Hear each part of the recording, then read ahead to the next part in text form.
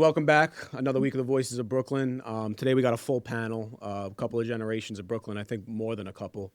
And I'm the youngest guy here. I feel pretty fucking intimidated right now.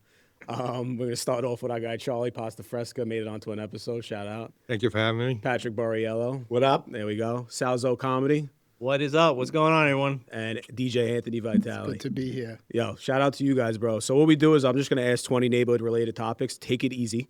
All right. Take And we're it just gonna- easy. Go easy. And we're just going to go around the table. You guys can talk about it. I'm going to shut up because I was a little bit later of a generation. But my first one is guide us what a night out looked like in the 80s and 90s Brooklyn. Sal. Oh man, yeah. Where do I start? It was always started pre-gaming someone's house. You went to someone, had a couple of drinks. I moved out early. At 22 years old, I had my own place. So everyone would always come to my little apartment that I had. We would pre-game. You hit up. Back then, it was either Legacy, Club Rio, Enigma. You had those three main clubs in Brooklyn and Bay Ridge. And it was just, it was a time that, obviously, this is why a lot of the nostalgia that I post is so relatable to people. Because, you miss that time. You miss that way of life, the way it was when you just hung out and just had a good time. No cell phones, nothing. And then, you had your night, then you went to your favorite diner, right? You went to Vegas Diner, Katrina's, or wherever you were, the closest you were. What was the one on Avenue? West? Oh, Del Rio. Del Rio. Yeah. Del Rio, yeah. What was the song of your generation, Shaw? It Takes Two. Right here. He went back. Well, dude, my Saturday nights used to be, we used to go up and down 86th Street with the car with the stereo blasting in my ear. Then I have tinnitus now. You had the IROC? So- You had an IROC? No, I had a Monte Carlo, 1979 Monte Carlo.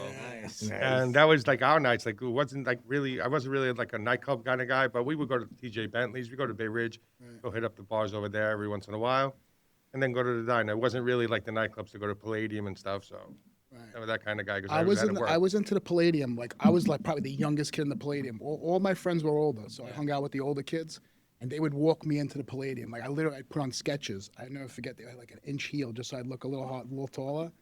I'd put my collar up and I'd walk behind the older kids and walk into the Palladium. I was like 15 years old in the Palladium. By the way, so my generation, let me just say, people that follow me, friends that I grew up with, and people that I went out with, it doesn't get any more Brooklyn than me and Anthony right now. No. People are gonna watch these clips like, holy shit, Salzo and Anthony Vitale right now together.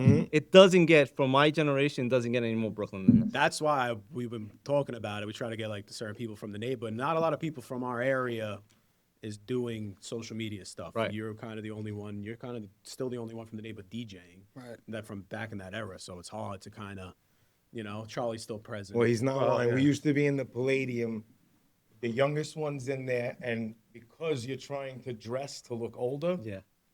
Right. we're wearing, we look like we were at a Sweet 16. Yeah, We I all was had wearing my on brother's clothes. khakis with like a knitted sweater. They look at 12-year-olds. We look like a crew of 12-year-olds. Yep.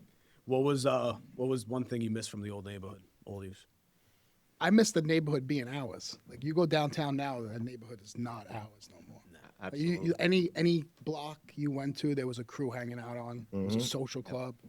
You'd walk up. There was neighborhood stores, guys that own stores. They're all closed down. They're banks now.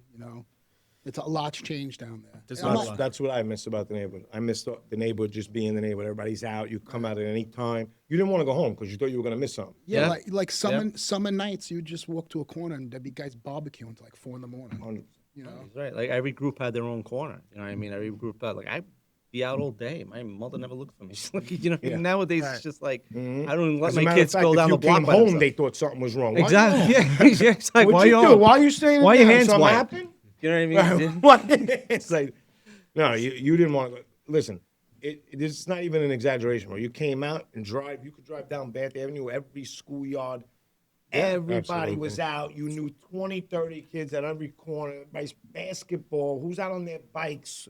you didn't need barbecues. no communication. Yeah. You didn't need cell phones. Right. No, we didn't nothing. have cell phones. It was just get in your car, start driving, and before you know it, you'll be with 30 guys at the schoolyard, handball. 3 in the morning, you're still out. Like you see, But we used to stay out so late at Caballero Schoolyard.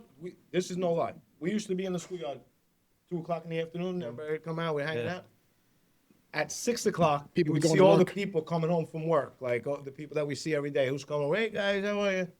When they were leaving at 6:30 in the morning to go to work, we were still sitting right where they seen us when they got home from work the day before. Right. Everybody was out all night. Yeah, I was part of the 15th Avenue boys. You know what I mean? We used to hang out Same by PS 112 in the schoolyard over there. Just hang out all fucking day, man. And it Did you was guys go to just New like- Utrecht? Anybody? I went to New Utrecht. Shout out. Let's go. Yeah. I went to New Utrecht for summer school. Did you? Yeah, but I never went.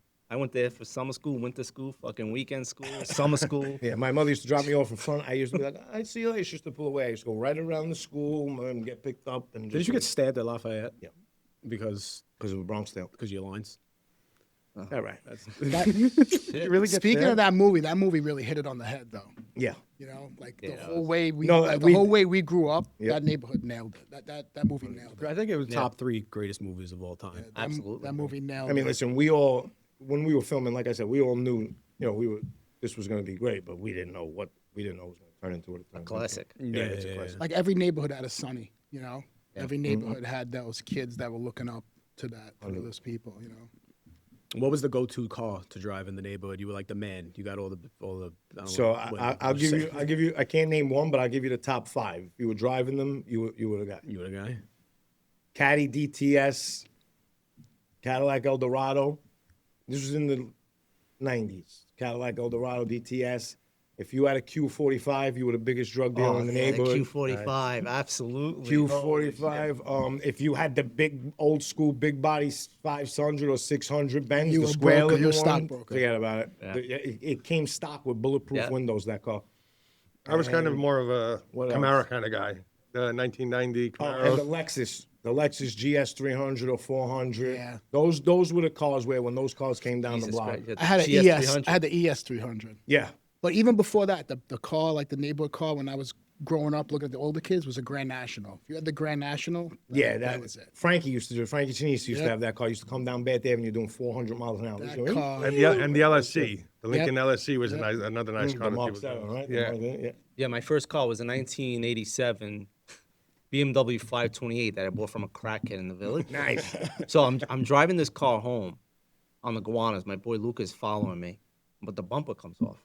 Now the front bumper just falls. So I get out of the car, I put the bumper in the back seat. I'm like, what the fuck did I just buy? What did I just fucking buy for $1,500? Literally, the guy was a crackhead, one eye. Yeah. The car ended up lasting me for 3.5 years. I don't know how. Had no heat, no AC, and the Did you ever seat put the was bumper back crooked. on? I was always driving like this because the seat was broken. Fucking 3 years. I would do donuts on 84th Street. Man, 84th Street was Yep. huge. That car was notorious for doing donuts. I would just do donuts with that car. Fucking great. It was. I feel like it was so easy to have a nice car back then too. Yeah. Like you had a Honda Accord. It was dope to have a Honda Accord back Yeah, then. but you had a Honda Accord. They went and had the chrome rims Right. on it, tinted windows, a system. So the Honda Accord was all done up. Right, but Everybody's now car was now it's like you have a Honda Accord. It's like you know. You're Back then, Honda Accord, Had Acura, TVs in them. Acura TL, the RL, those were all dope the cars. Acura Legend. The legend. Oh, if you had the Acura Legend. And Absolutely. the Nissan Maximus too. I Yeah, feel like all the Nissan jerk when offs have Maxima Nissan came out with the Maximus. bubble. So I had a Vactra. So that was guy's my racing first everyone on the official car. That was my first official Yeah. car. My first car was when I got my permit. My mother had just bought a brand new 1996 Toyota Camry. Right. The fully loaded. It was nice. Leather, sunroof. It was V6. It was gorgeous, right? So she never drove. So when I got my permit, that car was missing 24 hours a day. She would literally have to call me and be like, "Wow, you got to bring the car home. I got to go." So that was like my first car that I ever really. But my first car that I ever bought that had nothing to do with her was the Maxima. Yeah. I bought a 1990 Maxima. It was burgundy. When I got it, I bought it from a friend's yard. It had the rocker cloth panels. interior. What about the rocker panels on the side? The chrome on the side of the car. Yeah, you could have. This one didn't have that, but it had cloth interior and it was burgundy. I went to my uncle's junkyard. I said, "You have any Maximas in here with like leather interior?" Yeah. He goes, "Yeah, I got one in the back. It just came out. I went in the back. It had burgundy leather interior." No. Nice. Bro, I was in the back unscrewing the seats. I built the whole car right there, put chrome rims on it, and there was a guy, Maya, that had a body shop up the block. I just put the seats in, I put everything in, did everything, and then I drove it right to Maya's. I was like, "You want the whole car?" I said, "Yeah." Yeah. Maybe. 2 weeks later, I had a Maxima look like it just came out of the showroom. Meanwhile, I was 10 years old. It was painted and everything. the Beamer that I had, never forget, I used to work on the Upper East Side. You know how back then they used to steal the car stereos. 100%. So motherfucker like breaks my window to steals my stereo, but my car The lock Benzie was box? broke. My car didn't lock. I didn't have a handle. I had to like lift up this little piece of metal, open the car. I was more pissed that this guy broke the window when he could have just opened the door, and he steals my fucking radio. What was it, the Benzie box? Yeah, the Or- Benzie or- box. Remember, guys used to carry their radio. They used to Carry, yeah. yeah. They used But to the carry their radio. BMWs had Look, that. Chris is like, what are you talking about? Carry your Yeah. radio. No, my father tells me all these Then stories. it got I'm gonna to- get into the Limelight stuff later. I heard a lot of stories and stuff. Then it got to the point where you would just take the face of the radio Yeah, off. And then it'd they be like made a the phone. face. Yeah. Yeah. You Yeah, put because the face- BMW actually came with a block punk radio, so that was like a Yeah. high-end radio. Yep. So What was the toughest crew back in the day? What avenue? All of them. I can't wait to get a bunch of DMs after this fucking clip right now. So what? Like in Brooklyn, I would Just Brooklyn. I don't. But this could range from Canarsie over to Bay Ridge. Like, I'll answer this question. South Brooklyn was really tough. Bath Avenue was really tough. when you say South Brooklyn, Court Street, Court Street. Yeah. I'm gonna get into Yeah, that. And Anthony thank took God it- I yep. was friends with both. I was close. Yeah, with well, both. growing up as a kid, I always looked. There was two of them that I always looked at as the tough group, and it was definitely number one was always South Brooklyn. I always felt the same way. But number two, not that they were so tough. It's just that I ended up always going out with one of their girlfriends, and then they would want to beat me up. It was the Avenue S boys. You know what I mean? Yeah. The Avenue S boys So- were like, "Oh, I fucking you here, my girl." And they want, Every avenue had a decent crew. yeah, every avenue had a pretty decent crew. Yeah. But that's the only two that pop out of my mind. I mean, us 15th Avenue boys, we just played basketball. Okay. We were a bunch of Italian kids, just not. Listen, Half of them got high. There was nothing tough about us. The older Bath Avenue Yes. crew, like the guys that were a little older than us, Right. Same with us, too. they were dangerous. Like Yeah. my age group, you get beat up, you get jumped, baseball bat, like that was going on like a lot. But the older Bath Avenue kids, you didn't want to play with them. Like they Absolutely. were killing people in Yeah. broad daylight in the middle of the street. I believe the older 18th Avenue kids too. They were those guys were listen, pretty. all of them. You Yeah. got Bath Avenue was dangerous. Bay Parkway kids were dangerous. Cropsey Park, 20th Avenue kids. All of these avenues and crews had a dangerous group of kids with them. What about your generation, Joe? more like 18th Avenue, Bath Avenue. It's always been heard of it. Bath Avenue always being what do you call it? Especially going like towards the projects, like we're going all the way down. By the Yeah. Marlboro project. Right over there was always like problems sometimes, but nothing. There wasn't any area like when I was growing up. Like, look, we didn't have much. So, but like when you used to hang out, there was Bay Parkway was always talked about, 18th Avenue was talked about, but again, always Bath Avenue was always. Top I mean, of the list. that was us. We were Bath Avenue, but Right. we were the younger Bath Avenue. You know what I'm saying? Yeah, I'm Like, talking and about Bath before- Avenue. Like now that people are in like they're in their 60s now. Like those are like they were just bad kids. Like they got themselves into a lot of shit. No, well, that's just Bensonhurst, but like there was other neighborhoods that were probably crazy too. Canarsie. Yeah, you got to Canarsie was you got to just- throw in lunatics in Avenue Canarsie. U in there also. You got to throw them in there. They were, Yeah, Kings you know, they Highway, made a Avenue little- U. Avenue Avenue X, by the square. even Avenue X for a little listen, while. There was for some reason that neighborhood was a melting pot for dangerous kids. Every crew, every avenue, whatever it is, had 5, 6, 7 guys that you did not want to have a problem with. Yeah. And like 100%. before high school, like you didn't know any of these kids, you know. And then once you went to high school, your neighborhood kind of branched out because the kids you met in high school, like my cousin Anthony went to Dewey, so he met all these guys in John Dewey, and then I went to Severian, so I met a whole bunch of kids in Severian. Then you're going out, and now you're knowing twice as more people as you knew before high school. No, I I got stabbed out of Lafayette, kicked out of Severian, and ended up at Dewey. That was my. And then I just walked out of the back door of Dewey and said, enough's enough. Yeah. What was the go-to club to go to in Atlantic City? I got this from his page. Atlantic City? I did my research. I think it but- was Casbah, probably back in the day. Casbah. Oh, yeah, Casbah.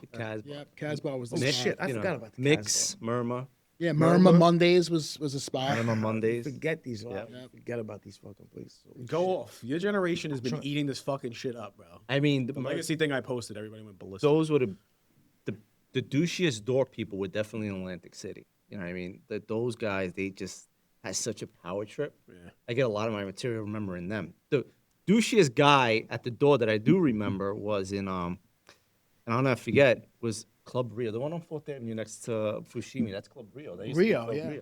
I Yeah. still remember that guy at the door. Tall guy, white hair, I think he had. Rio? Yeah. Rio was across the it street from white hair, Gazebo. or did he have black hair with like a white stripe on it? Yeah, something like that. I Yeah, I remember he was think I know kind what of you're tall. talking This about. guy was just like, I think I know what you're talking man, about. and this, like he's embedded in my memory. This fucking guy. Listen, Anthony will agree. All of us, really, well, he was a DJ, so obviously he was walking right in. He was DJing the fucking party. But a lot of us stuck to the places our friends were doing. Yeah. Right. Like if we would go to the clubs that our friends were promoting, our friends were DJing. So, we never really had a problem getting in. We always had Chris Rita and What about the vacations we would go on as a group? listen, when Cancun. I tell our Cancun stories, I have few. I'll tell a Cancun story. Thank God my brother came a few times and he could say he's not lying. Right. Because anybody you tell these stories to, they're like, "What?" We used to make my friend Rocco. We used to make him stay with us longer because we used to stay for 30 days. By the second week, we needed haircuts. Rocco was a barber. Right. So we would all be in Rocco's room getting haircuts. Rocco would make fucking $5,000 and stay an extra 2 weeks because everybody was getting Nobody $100 went haircuts. home. I don't even know how my parents let me go there. I'm I never was letting my leaving for kid 30 go to days at a Cancun. time. Yeah. 30 days. My mother was can't like, go. when you coming back? I'd be like, at the end of the month. Not because we were just there, like, partying. We were working Right, there, like, a yeah. little bit. Like, we would party for a week or two, and then all of a sudden, like, Chris Rita would hand me a thing of fucking bracelets and be like, hey, go sell these to... You make fucking $4,000 selling bracelets, and you just stay longer. It was just... We just stood the whole 30 days. Bro, there was times we had 50 Cent and Lloyd Banks come into the room because we had weed, and Chris Rita was sending them to our room to buy weed. My brother was like, was that 50 Yeah, Cent because that was just in any the room?" talent that was coming in, we were hanging out was with. with, So but it's because who it would was wanna through leave? Chris. Yeah. It was through them. It was like Chris would always have the top floor suite. We'd always be up 5-bedroom suite. 5-bedroom suite. Yeah. Those trips, when you tell the stories, people are like, you're lying. Right. You need people that were there with you to vouch for you. What about the Jersey Shore back in the day? What did that look like? I wasn't a big Jersey Me Shore neither. guy Yeah, we back in weren't the day. either. I Me think I neither. went to DJs once as a civilian, and I DJ'd there once. DJs, and what was the other one? That Jenks, I go to Jenks a lot. Jenks. I No, would Jenks. get What booked was there. the one that was on the water? The beach one. Jenks. Jenks. And then Tiki next door. Donovan's. I think I'm thinking of Tiki. Yeah, you got Jenks and you got Tiki right next door. Right next door. No, I remember It's in Point DJs. Pleasant. Yeah, I'm trying to think. I think there was another one that was like right on the beach that I'm forgetting the name of. It was like on the beach. It's Jenks. That's Jenks? Yeah, it's Jenkinson's. Yeah. It's on the boardwalk and the beach as No, well. that's not the one I'm talking about. I'm trying to think. I know Jenks. Jenks is still there. Yeah. Right? The one I'm talking about, I don't think is there no more. I'm not sure. My generation was a bunch of losers, douchebags. Oh my God. As soon as I say the name of it, you'd be like, oh my God. Yeah, how did I forget that place? Let me ask you something. Do you guys remember the first club you ever went to? Yes. Palladium was the Palladium. first club I ever went to. Can I First answer? club I went to. Webster Hall. Does that count? I went there. Webster Hall. My Mine was- mother took me there for my 16th birthday with her friends. Mine was a teen gem at Plaza Suite. I think you might have been there. Oh, well, Talk if you're about- counting talk that, about then wars. if you're counting that, then the first club I ever been to, I would say, is the Cotillion. Yeah, the Yeah, yeah, Cotillion. If you're Cotillion. counting My right, God. things like that, Yeah. then, Or but the Chris- first club you ever Nightclub, went I to? I'm would talking say about it like was club, like mine Palladium. was obviously a teen jam, like Me and definitely it- Cotillion, Plaza Me and Suite. Anthony were in the Palladium the night Biggie got punched in the face and a riot broke out. Right. Jesus Christ. What about And Chris, it was a kid from South Kid Brooklyn from my that neighbor punched him in got the face. Biggie hit him with a bat. Yeah. what about Crystal City on 86th Street on the second floor? Oh, Crystal City? I think I heard. I Crystal remember City that. it was on the second floor, right on the corner of 86th Street and 18th Avenue. Yes. And there was the. I never the- been Wait, there, was but I that remember was that. that Plaza Suite? I don't know. if It was might have Plaza. been Plaza Suite because Plaza Suite was on the But second when I was, floor. again, much older, when I was there, they used to have Crystal City. It was right above like Roma Furniture. I think that's Plaza Plaza Suite. Suite. Yeah, I Is think that's that Plaza Plaza Suite. Yeah. Yeah. It's on the, They if you're might- they going might- up they might have 86th changed the Street name. towards the train, it's on the left-hand Right, side. right. Yeah. The parking lot. Yeah, That's it's what Plaza we used Yeah, to that hang was out the with, first. So like, then our we friends. had it as Plaza Suite. You guys had it as Crystal. I'm getting But the sick. first party I ever Yeah. went to was Wu-Tang Clan at the Cotillion. Cotillion. That was the Now, first party I since ever he went was to. there, Yeah. this is how bad it was in the neighborhood because he's gonna say. So, see how Ghostface was here? Yeah. Okay. The first time they ever performed, well, the only time they ever performed there, they were high as kites. They were all fucked up, right? They came on stage. Ghostface had on a mask, right? Yeah. He jumped in the middle of the song that they were performing. He jumped off the stage, right into everybody, and he was asking people to hit him. Like, come on, he just like, and everybody's like, boom, man. They gave him a beat. It was like he was asking. It was almost like he was asking to like mosh pit. So this went on. Everybody's like, "What the fuck?" We couldn't believe what was going on. Then there was a crew. What was the crew that they had beef with? So they had beef with these kids from Brooklyn, Wu-Tang, and these kids were waiting outside the cotillion for them. Well, he jumps off the stage. They're acting like lunatics. Everybody's kicking them. It's such a scene, like going crazy. And he asked for it. yes, yeah. So I remember. Was it HTD? HDD? One of these HDD, crews. Hoodlums doing damage. Right, like I was gonna mention them before. I didn't know if you guys remember. They were on 14th Avenue. Yeah. They were a they tough were crew, waiting outside in Yeah. like 4 or 5 trucks Yep. for Wu-Tang. Somebody must have told Wu-Tang, "Yo, do you have beef with these guys outside? These guys are looking for you, whatever." The Yeah, fuck." those He are was like, bad. Those kids. They ran out into the Suburban to get out of there, and these kids were trying to like get them in the Suburban, bro. They were throwing bags of weed out the window, thinking that everybody was just gonna stop and like try to grab the weed. They were trying to like, Yeah. nobody looked for the fucking weed. These kids were trying to kill them in that fucking car. Yeah. They That was the reenacted that in the show. Exactly what happened that night. Did you watch the Wu-Tang show? No, I didn't watch it.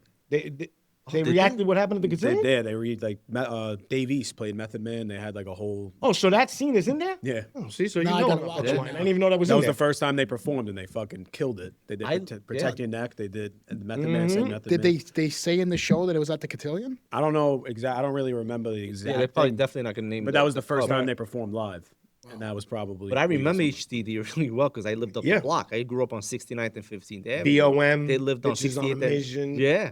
Yeah, you had ACC. That was another tough crew. TF, that thing from Cornell, they were huge. Yeah. I don't know really anybody from there, but you see that tag everywhere. Yeah. TF was yeah. everywhere. Yep. Yeah.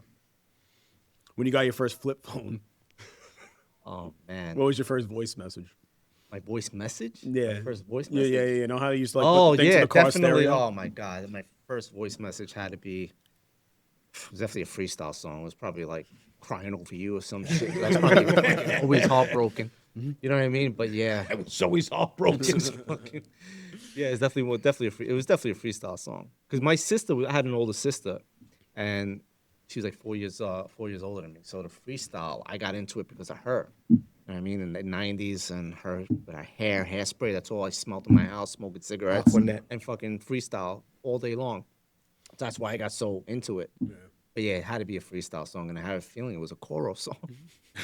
I had the same message my whole entire life from my first cell phone. Don't leave a message because I'm not going to listen. That was my message. You still Because I'm going to see the missed call. Yeah. Don't leave a fucking message. So I got to see it, put in codes, and hear you say, call Yeah. me. I know to call you. I seen the missed call. My first phone didn't have voicemail. I had the Motorola, the gray Oh, flip. yeah, the big Remember one. the They don't- brick? they That was didn't my even next hold question. What numbers. was your first? Yo, what was so your the first phone? so the brick was hot. Like we Yeah. used to pay $50 from somebody in the neighborhood. It Yep. was a clone Yeah. phone. It would last 3 My days. They grandmother would was tell you in it the lasting a was in month. the gate in a nightgown talking to Italy for hours on this phone. I can't imagine how much the bill was. Yeah. Right. Right? It's Yeah. $50 unlimited. They had all the kids from the neighborhood. I got the phones, $50. It's gonna last you a month, Right. unlimited. It lasted 3 weeks, 2 weeks. It lasts 3 days sometimes. You'd be calling the kid up. Yo, this thing lasted 3 days. I get you another one. I get you another one. Wait, But you my guys- first phone was the big brick gray. Yeah, motherfucker. me too. I Wait a still minute, you had don't it. I was remember? gonna bring You it. I guys forgot don't to remember bring the it. phone that came like with a luggage, like that you used to carry around? It That- used to be like a he's pocketbook. The generation before us, so you could see where he's going right now. Wow, That's some there was Gordon that, and Gekko they used shit to, right there. And they used to hardwire the phone in your car like you were like the night rider, and I was like, wow. Then we used to go and rip the antennas off and put them on our cars. It's great. It's like, you remember the carrier pigeon? My father came home with a car phone in his Lincoln in like fucking awesome. 1990. It was Dude, like it was being a in luggage. George Yeah. Jetson's car. It was a briefcase. No, it was in the center console. You had to open up the center console, and then you could dial, and it would play through the speakers. And we were like, dude, it was like Night That's- Rider. that's like You're futuristic. talking to mommy in the house right now. It was like the sickest. When the movie Wall Street came out, I heard like when he had that phone, everyone was, "What the fuck?" Yeah, is the that?" brick. You know? That I never had. I never had the brick. I'm pissed off that they stopped with Nextel. I mean, why Oh, can't that we was- still have Nextel? I you know what don't know What, the whole why chirping that thing? stopped. The Yeah, but the chirping, that was chirping great. thing got annoying after a I while. think You'd they be eating lost dinner that and someone's contract. cheeping, Yeah. I calling you a think they jerk lost off. that contract. You know, like Nextel me was and the my biggest family. thing going because I think when they first started those phones with the walkie-talkie, they had like a contract with all the other phone distributors that for like the next 5-6 years, nobody else could do it. Okay. Right? So for 5-6 years, Nextel was the biggest thing going because you could talk on the radio. Right. The second they were not the only ones doing it no more or whatever it was, but Nextel just all of a sudden started to fall off. But like you said, I don't know how that fell off. Yeah. Just I think it fell off like because the StarTech came out, the Motorola StarTech. Sidekick. that phone was the best. The Star- I Motorola had the Dude, StarTAC was everyone the had a best. StarTech. That was indestructible. That Right. phone was. You could That run it little over phone with was a the car best. and just pick it up. But the big brick phone that he's talking about for $50, you get it there. When you finally went and said, you know what, fuck that, I'm gonna get a legit one. I want a phone under my name. Go get the $50 one again. The bill would come out to $1,500 at the end of the month. Yeah, dude, you were like $700 a minute. It was 30 minutes free, then nights and ridiculous. weekends. Remember? After But dude, 9. in the beginning, it wasn't with the big gray one. It No, wasn't even nothing. nights and weekends. Yeah, that no, it was thing was nothing. $3 a minute. You talk for fucking 3 minutes on the phone, it was $9. Another 3 minutes, $9. By the end of the month, it was $1,500. Yeah, I'll call you back on Saturday. I just stopped paying one of those bills. And then then they started to do, like he said, free nights and weekends, and the little Sprint phones MCI. They had MCI. started to put the thing where after 50 seconds, it'll beeps. beep in your ear, so you know you're about to hit a minute. Soon as that motherfucker would beep, you'd be like, "I'll talk to you later." It didn't matter what the conversation was. You knew the next It's like, minute why was you coming. You would hang why up you call before- me now? Call me after 9 when Yeah, it's yeah. free. Call me on You know what I Saturday. mean? Do you think Italians from Italy would like New York Italians? Like legitimate Italians from Italy? How would they view New York? Like, I think they find us fun. I think they find us like amusing because they're like, they live the way they live. As long as we're paying, by the way, when they come over here and we pay, they'll amuse you. Like they're all happy. They're all having a great time and everything. But I think it's more that we're like they mock us in their own way, but because we're paying, they keep their mouth shut. You know, I always bring this up, and I always say I feel like New York is the real Sicily. And the reason why I say that is I feel like when I say Sicily, just my generation was Sicily because I'm from Sicily. I was born there, and I feel like we hold the Italian culture here in New York more than Italy holds the culture. I feel like we're more proud of our culture more than they are. Well, more like that we stopped evolving when we got here, and now in Italy they evolved. Now they move in together with the girlfriends and everything. They Yeah. like our fathers and mothers. Where you going? Where you gonna stay? What are you doing? Yeah. you ever see Eric D'Alessandro? He's like, yeah, I tell my jerk off friends I'm going to Italy. They're like, they'll fucking love you over there, cuz. He's like, you're going home. Dude, And that he's like, was I went there, they hysterical. hated me. You know? I You ever go, been to Italy? No. I go there thinking I know the language, and like my grandparents when they came here, they like started their own language over here. So like I go over there speaking like them, and the shit I say is so ancient. Yeah. Everything has And their they own look at you, dialect. yeah. Like I My told girl's my, family's They don't from even know what you're Naples, and then she's always like just telling me certain things, and I don't know what the fuck she's talking about. Bella Cinema, Bella Camina, this and that. And the I'm like, what That the was funny. like I said told my about cousins in Shima. Italian, tomorrow I'm gonna get up early at like 7:00 in the morning, but like it translated. Like tomorrow I will rise at 7 a.m. Everyone starts laughing, you know, because I'm speaking like an ancient person. You know? Yeah, but you go to Sicily, nobody speaks Sicilian anymore. No one in Sicily speaks Sicily. They're all speaking proper Italian because they don't teach it anymore. So us that we came over here, we still got that old mentality, speaking Sicilian. But you go to Italy, you visit Italy, and you start talking Sicilian. They're talking proper. They laugh at you. Right. It's I like, got Where were a- you born over I there? can't speak. I was born in Palermo. Okay. My grandfather came from Memphis. Oh, okay. Memphis, right by I got a book. Me and my brother have a book of words that are not even, they're not Italian, they're not English. They're just words that they made when they came here. I'm serious. I'm gonna make you hear some of these words. It's incredible. Like they started their own language when they came here. Dude, you got to see when my mother's talking to her, like her sister or something. She go, "Yeah, my son, he go to the college. Okay, what's College. What's I understand college? that. Yeah. And they're like, "Wait, what's college? What are you talking about? What does that mean? No, l'università. Oh, okay. I'm in Italy asking for the back house because I thought that was back house, I that thought meant that's how that you was say correct. bathroom. They're saying back house. Back house. Back house. You know. And I thought that meant I thought it was bathroom in bathroom. Italian for 10 years. I was going back I'm house. playing charades with them. I gotta pee. I'm telling them I gotta pee. And this is yours. What were the top 3 songs in Brooklyn that started a riot in the clubs? Oh God. Annie Up was definitely one of them. Victory. Victory started in actually Cancun '98. KO. Actually, DJ KO. Victory shot by him out. Biggie? Victory by Biggie. Yeah. He would play this record, and guys would just start throwing drinks. Riot, like every time we had to stop playing the song. Like club owners would tell you, like, there's no Victory tonight. All right, like it's like don't play that record. I think the worst one was Wild Out. Right. Yeah, Wild Wild by Out the too. Locks. Wild Out was When another Wild Out one. would go on, there'd be 4 kids on the floor stabbed. Bottles would be Yeah, Wu flying. you guys are Gambino's was another big one. Which one? Wu Gambino's. Oh yeah. You guys are definitely leaving out a big one. I would just that song comes on, I just want to fucking punch everyone around me. Quiet Storm. Mob Deep, Shook One. Shook Ones, yeah. You know what I Shook mean? Ones. That one is fucking. That's still a big one. They're still playing that shit. Those are dangerous songs to play in a club. Right. You get a Dangerous. 40-year-old with some liquor in him and you put It's Shook over. Ones on. I'll never go to a reunion party, bro. I'll never go because everybody's got to fight. They got to go back to like the old. I'll be scene. honest with you, I just threw a party. I'm not calling out my party, but I just threw a party in January, and it was a lot of old school songs. It was a lot of old school songs that we were playing. So the place is packed. I'm talking about like packed. Who was DJing your party?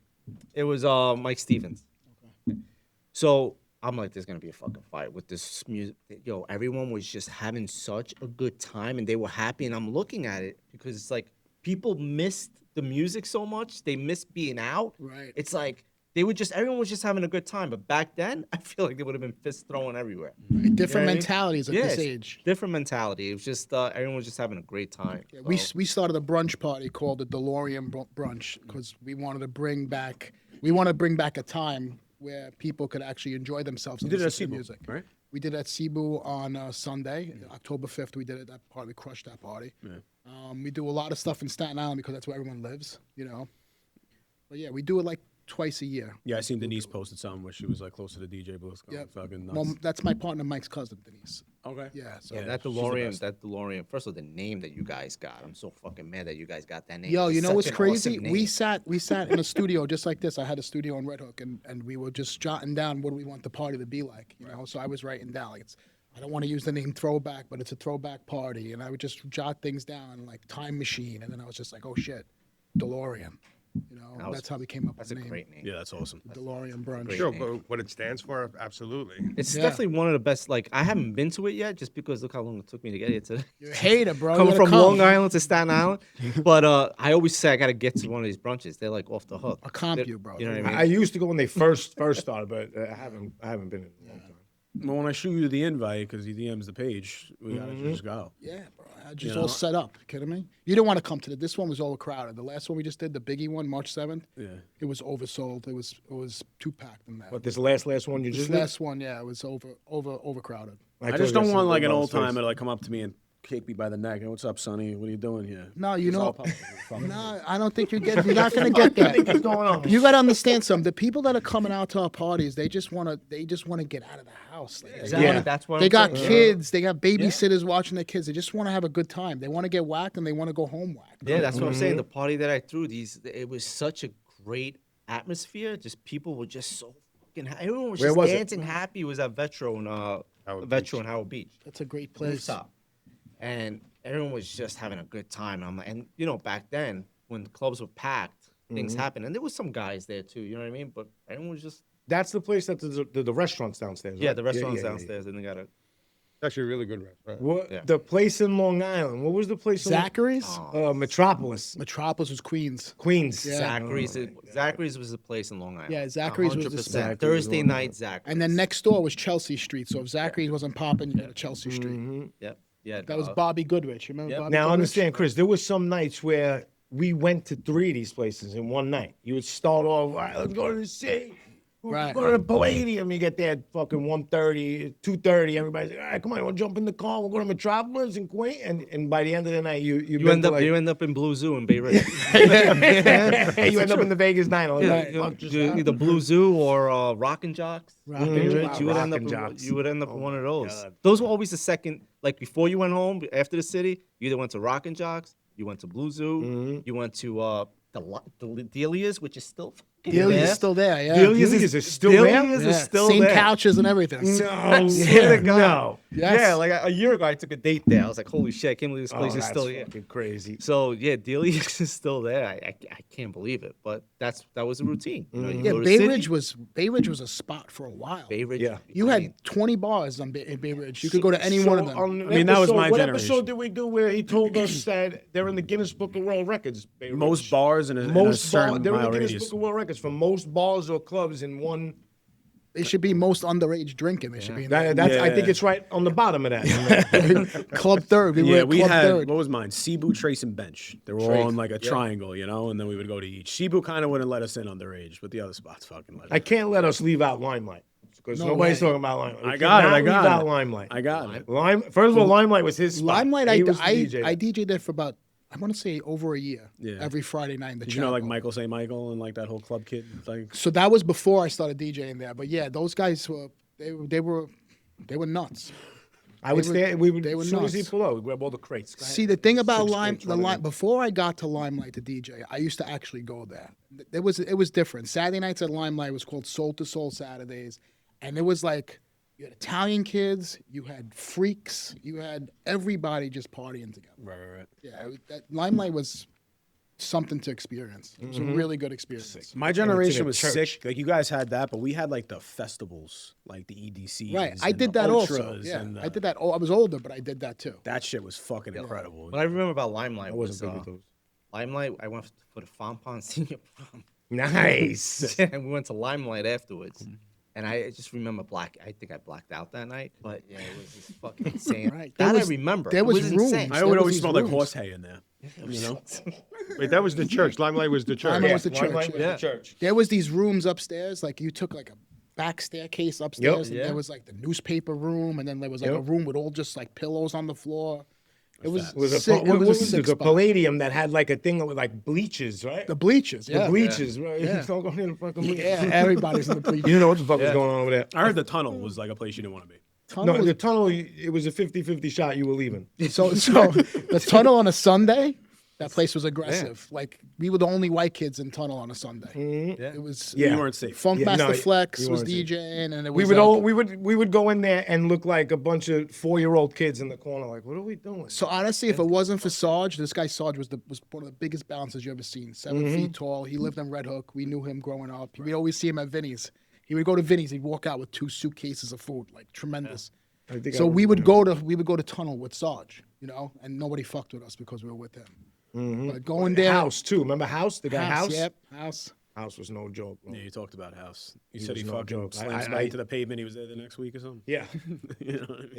yeah. I've seen him hit guys in there. When you came back the next Saturday, they were still laying in the Bro, corner. just imagine going out to a place, like say you take your girl out or something, they make you take your shoes off to come in. Mm-hmm. Like you have to strip in order to come into the club. They got The take tunnel your made shoes you off. strip. They made you take your shoes off. You had boots. They didn't care. Take your shit off. I don't remember They that. I checked don't know why. every- There's a story on what's his name tells one of the, I think Jadakiss or one of them tells it. They went. Oh, Fat Joe says it too. They went to the tunnel, and they tried to make Big Pun take his boots off so Right. they could look in his boots. And Big Pun wasn't having it, wasn't taking off his boots, and Fat Joe and Big Pun were ready to fight all the bouncers. Who comes up behind them to stick up for them? Mike Tyson. And Mike Tyson started chasing all the bouncers around the club. This is what used to go on at the tunnel. This was what was going on. You see Mike Tyson They, chasing the bouncers so around so the club. big. A lot of people, Big Pun, Fat Joe. They hung out with a lot of tough kids. They hung Yes. out with RNS, like the roughneck Yeah. kids from Sunset Park. Yeah. They were sick. Like these kids were out of their Mm-hmm. minds. They hung out with them. They were all stabbers, everything. They all- were bad. They were tough kids. What was the outfit you always would wear growing up? The outfit you would wear growing up that made you like the man. What was the go-to? Mine was simple. My generation: black T-shirt, jeans, white Air Forces. Sean John jogging suit. I would say a jogging suit, Reebok Classics, the sneakers with the still have gray stripe. If you don't have the gray stripe on the Reebok Classics, don't even put them You're a on. loser. I have the Reebok Classics right now. I actually bought them about 3 weeks ago because I buy them all the time, but they don't have the gray stripe. They're the solid white. Nah, Really? Yeah, for me, it was the gray stripe is hard to find now. You can't find them anymore. it's And you know what's only a crazy? solid They white. were $64 forever. Now they're $164. for me, it was definitely a pair of jeans, shoes, and a shirt from Bang Bang.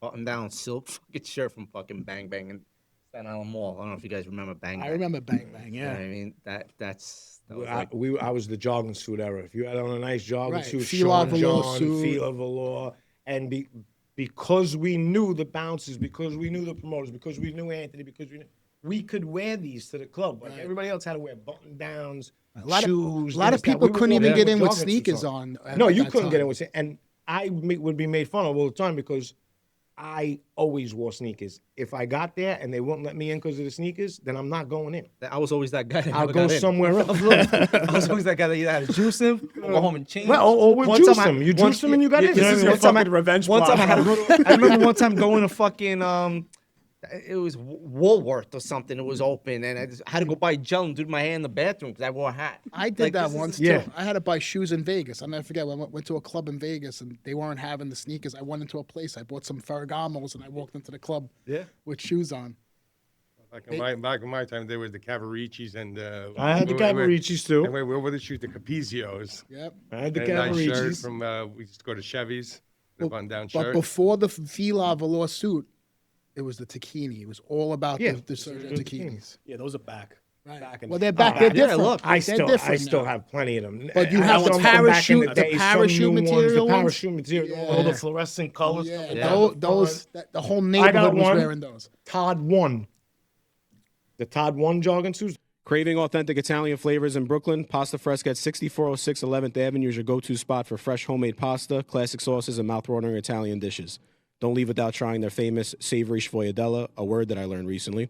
Open daily, it's the perfect place for lunch, dinner, or a special night out. Experience the taste of Italy right in Brooklyn at Pastafresca. Fresh, delicious, and unforgettable. Don't tell me you remember. don't remember Todd them. 1. I don't remember. They were the Sergio Tacchini too. They were I Todd never 1 and thought in Sergio my Tacchini. life that I would ever be wearing one of these. I'll be honest with you. I bought one. They're the most fucking comfortable thing.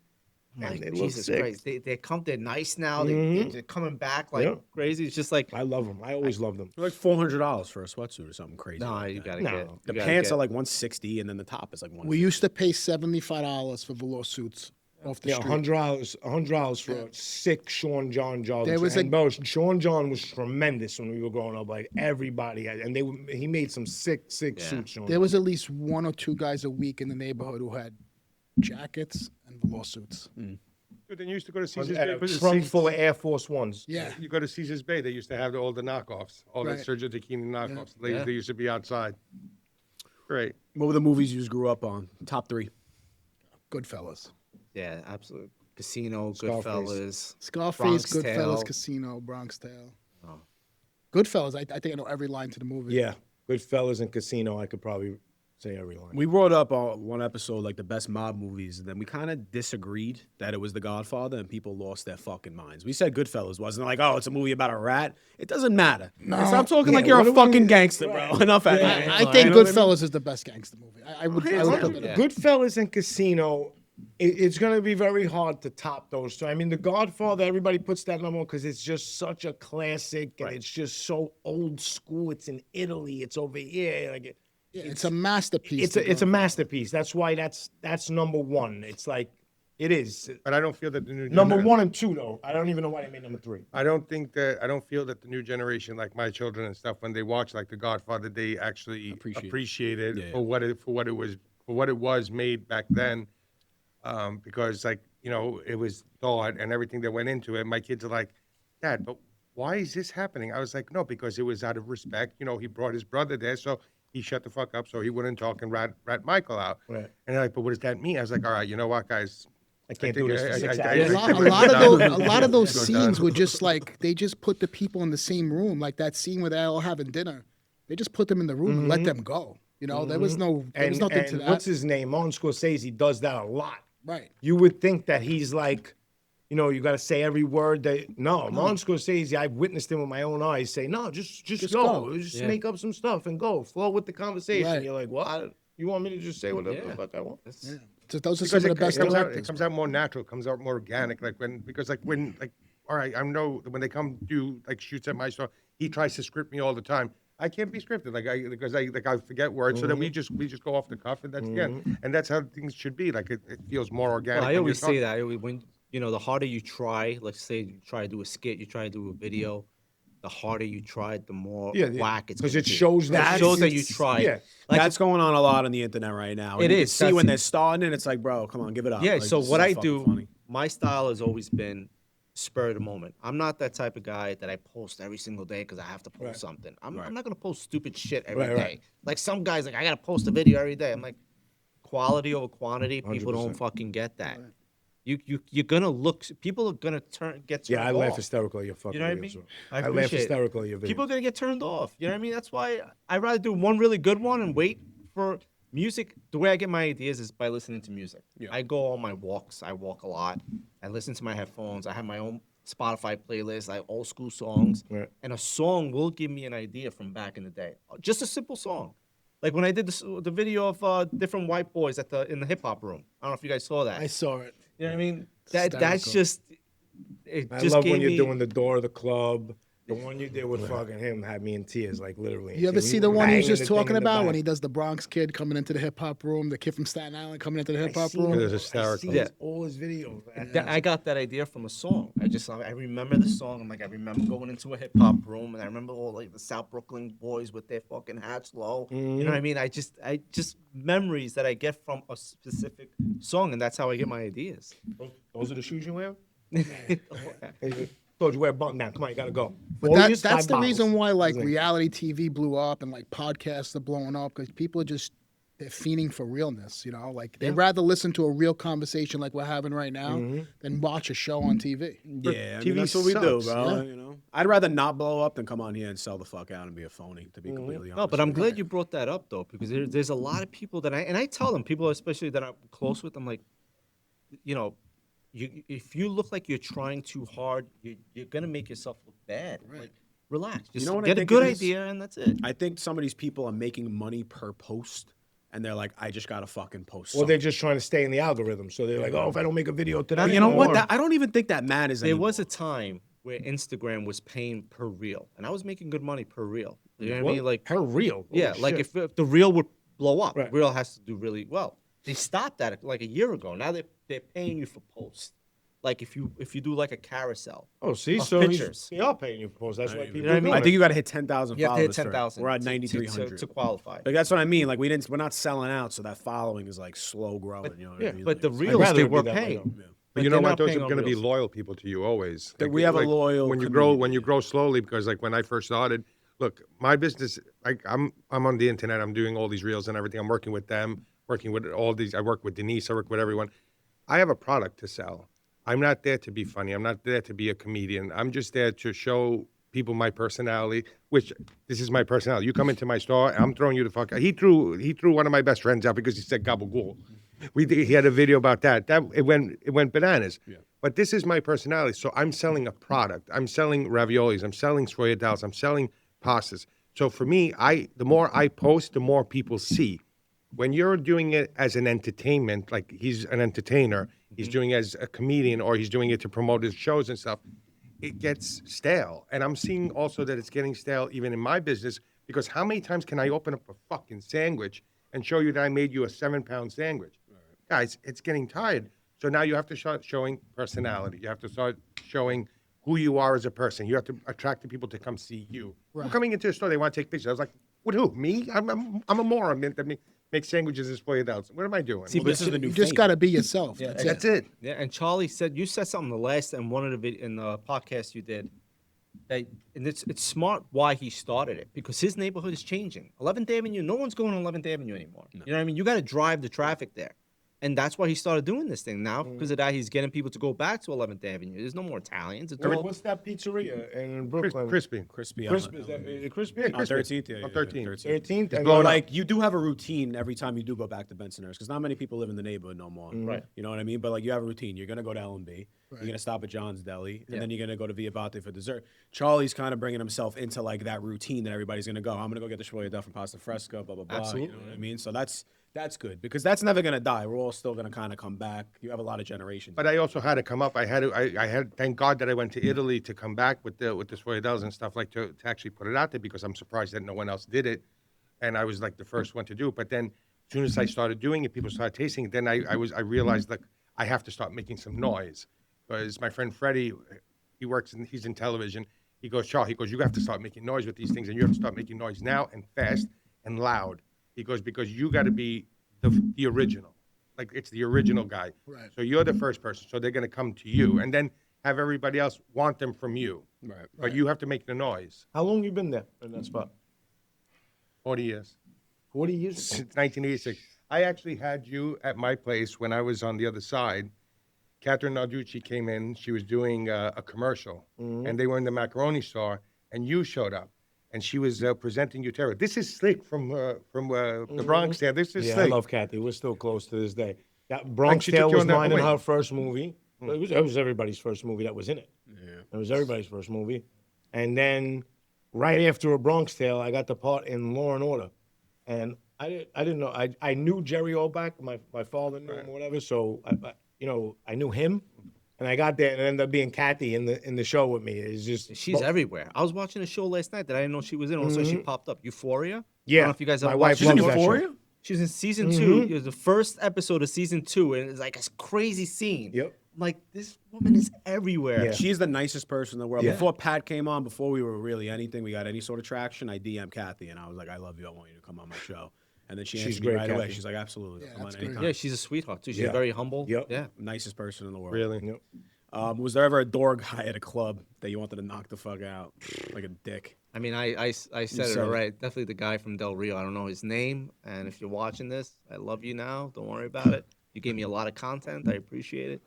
But yeah, that guy. I mean, I remember a lot of the guys, especially the ones in AC. I feel like those were the biggest, like, And I think there was a couple in the Douchebags. city. Yeah, in the Kenny s- Ken was ruthless. Oh, This yeah. guy- that's Kenny in- Ken What on was that, Limelight. Aphrodite or something? Aphrodita. She Aphrodite, became a yeah. good friend of mine, Aphrodita, but she was cool. No, but she she was tough. rough with the yeah, she was a people on the tough line. dog. You know what I'm Yeah. saying? But Kenny Ken would like look at you and be like, "Yo, you don't belong here. Like, Yeah. your complexion is bad. Tell you Yeah. your outfit's terrible. You don't belong in this club." Like, he would rip you. Yeah, but there was a few guys like that in the city. But that kid was probably the worst. Yeah. But there was a few guys that would like, bro. They would look at you and just. I've watched guys look at people and go, all the comments I fucking get on nuts my for that. video is from like Kenny Ken or Aphrodite. All like those are the comments that people always say. Yeah. those two names. But Kenny now let me Ken ask was you. Let me ask ruthless. you guys a question. So, because I didn't club, I was at my shop every day. Right.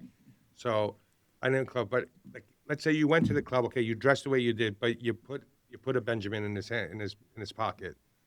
Would that work? 90% of the would- clubs you're walking right into. Security. you absolutely. know who to do it to. You don't give it to the door guy. You go Yeah, do it you to gotta the go to security security. guard. Yeah. You know, you give it to security guard. He lets you in the side. Yeah, bouncer. One of the bouncers, you give them 100, you're walking in. There was that celebrity club in Manhattan. I forgot what it was called. I feel like it was called Sweet or something. One Oak, Sweet. Oh, Sweet was on 23rd Street. Yeah, Sweet. I feel like all the celebs would always go there. I remember one time I went there. Britney Spears was there. I think a bunch of NSYNC guys came. They showed up, but that was like a big celebrity spot. Yeah, Sweet. in that was Manhattan. tough. I mean, that was hard to get into. One Yeah. Oak was hard to get into. I seen Britney Spears in the club now. Walk out, she might stab you or something. No, you're dead. She's doing dances with knives in her hand. You gotta She look just out. got arrested, didn't Yeah. she? I mean, they probably put that fucking poor girl through hell, bro. Oh, Like if I this thing can't blows imagine up, what I they hope it did to doesn't that. blow up to the point where like I end up going fucking nuts. At Diddy's party? I don't want to go to Diddy's party. I would go to Diddy's party. I mean, like I don't want Diddy to come near me, but I would go to like the party. I can't believe this guy's still Beforehand. in prison, did he? Everybody was dying to go to his parties. I'll be honest. Yeah, now he's bad. I'll be honest. I don't know exactly I what he didn't did. when he first got locked up. I was like, when they first locked him up before anything, I was like, that guy ain't gonna fuck it. He's gonna be out in 2 days. This and that. I can't believe he's And then, still like a in week later, they started saying all the things he was charged with and like how they were trying to nail him for all these things. And I was like, wow, this guy, he might be going away. Eh? And then when it started to progress a little bit, I was like, oh, he might be doing some time, real He time. pissed off the wrong person. When he Whoever got it is. 4 years, listen, I it's agree. 100%. If you listen to a few people that are in that industry and like they try to talk about it a little bit, these parties are not new. These things he was doing are not new. He's been doing these things for 25 years. Yeah. These crazy things. The second he got into the beef with that liquor company, Right. try to sue them. That's exactly what happened. Soon as he started to sue that liquor company and try to say this is my liquor, like he was the big shot. Was A it- week later, he was in jail for What was that, Ciroc? Ciroc. Yeah, he's in Brooklyn. He's right on. Not no more. That was where they were holding him. Now that he's doing his time, he's somewhere else. I think they. I mean, I don't know if you guys watched that 50 Cent documentary though. That shit was like I insane. haven't yeah, watched it was insane, but it was nothing new. I It mean, was with the whole something- Biggie that I was like, how But- his but involvement if you in really watch last 10 documentaries that have come out about that, it. Yeah. they've been saying the same thing. Yeah. As in, this guy is very close to Puffy that have been saying he had something Yeah. to do with it. Because listen, they got the guy saying that Biggie wasn't even supposed to be there. He was supposed to be in London promoting the album. And there's Puffy that was video. holding him there and making it, and like they were getting warnings that something's gonna happen, and the security was telling Puff, "Listen, you better get out of here. Something's gonna happen." And Puff wouldn't get him out of there. Yeah, you wouldn't get him out of He there. wouldn't let him leave California. Biggie was even saying, I gotta go to London. I gotta do this. Puff was like, no, you come to the party. Come to the party. So it is all very, very fishy. Yeah, it's sketchy. I And just after think his he's like, funeral, you he know, was, a he jerk was off. dancing after his funeral. Yeah, bro. Right. He's a fucking asshole. And then you made his album pay for the funeral. Yeah. You had the biggest yeah. fucking funeral in history, and you took the money from his album to pay for the funeral. You didn't even pay for the funeral. Yeah. So Biggie paid for his own funeral, and then Biggie was supposed to be on the cover of Rolling Stone that week. They were gonna put him for his Life or Death album on the cover. The second he got killed, they said 2 days later, Puffy called up Rolling Stone and was like, And he "I'm got- gonna do he the got cover." on it. Oh, this is all in the documentary. All in the documentary. I gotta see And, it. That bro, shit's listen, wild. listen to me. one There's of a the lot of sickest things. documentaries I've ever watched. I gotta see it. Yeah, there's a lot of things. Nothing new, like with the girls. Everything all that shit has been said 20 times. Nothing new. But there are some stuff in that documentary and other ones where you're like, Scumbag. all these people are telling the He truth. got videos. Like he got videos of Diddy a couple of days before he got arrested. Like just now. I don't know, 50 Cent. I don't know how he got these videos. Like house videos, how did he right? get these Like fucking videos that videos? he filmed with somebody in a hotel room. Yo, No, you wait a know, minute, you know what so- Diddy did though, right? So Diddy had young kids following him around with the video camera Yes. because all the time. Yeah, Like that, he wanted, like he was going to document his whole life. Right. So then something happened between him and 50 Cent, supposedly that he sent 50 Cent a big thing of flowers that you sent to a He funeral. banged his Yes. he's banged his baby mother. Yeah. So and he sent him that he was like Puffy sent 50 Cent. He sent him like the thing with the flowers. So 50 Cent's like, you know what? Gotcha, buddy. Paid the kids, took all their material. Yeah. He goes, they're starting that's another. how What he do you call got it? My friend Freddie's actually doing it. They're doing another documentary. They're doing that. He has more videotape Probably to does. yeah. You To heard keep going with them. Diddy fucking sent 50 Cent like flowers when the documentary. Yeah. was. That's gangster. You know what I mean? Like, it's just gonna happen when he gets out, bro. And listen, you know that this is not 50 going at him for the victims. This is because you're pissed. He took your baby mother, and he had her swimming in piss. Yeah. I mean, shout out to 50 Like- though, 50's the man. Being in the new age of social media creation, what would you tell somebody who's first starting? Don't try too hard. Just have fun with it. Don't think you're gonna become a celebrity overnight with this. You're not gonna become a celebrity. Just have a good time. The harder you try, quality over quantity, I always say, and just don't try too hard. Be That's it. And yourself. always be humble. Yeah, there's one thing that people don't understand. People don't want to be around arrogant people. You just don't. You could be rich, famous, have all the money in the world, but if you're arrogant, Stay humble. you're gonna be by yourself, man. You're gonna be alone with fame, fortune. Be humble. You're gonna be surrounded by a lot of people that love you, and And no matter don't how get much you intimidated success. by stupid comments. I would say yeah. what's important is to be consistent too. Whatever you're doing, just keep doing the same thing. You know, keep stay consistent. Plug. Yeah, you got to be comfortable like failing on a Monday and Tuesday and Wednesday, being successful on a Thursday, and then failing again on Friday, Saturday, Sunday. Absolutely. And then people are going to comment horrific things. And you're catering. You got to remember, the internet is negative, the majority. A lot of the time, you're 100%. catering to negativity. Sal, you post funny videos about the neighborhood. How many times you get nasty comments? Oh, absolutely. DMs. About funny shit. Oh, forget about it. You know Like, what I mean? I get DMs of like one of the kids from. I'm not gonna mention his name, but I got a DM from an Avenue U kid once. You know what I mean? He's saying, "Yo, we're still not like that, bro. What are you doing? We're not like that. How's the fact that Right. you're DMing me, bro? You're still like that." Right. I'm like, I mean, I got 500,000 views on this video, thousands of comments. You're the only one that's Right. DMing me. So I think you're the fucking problem.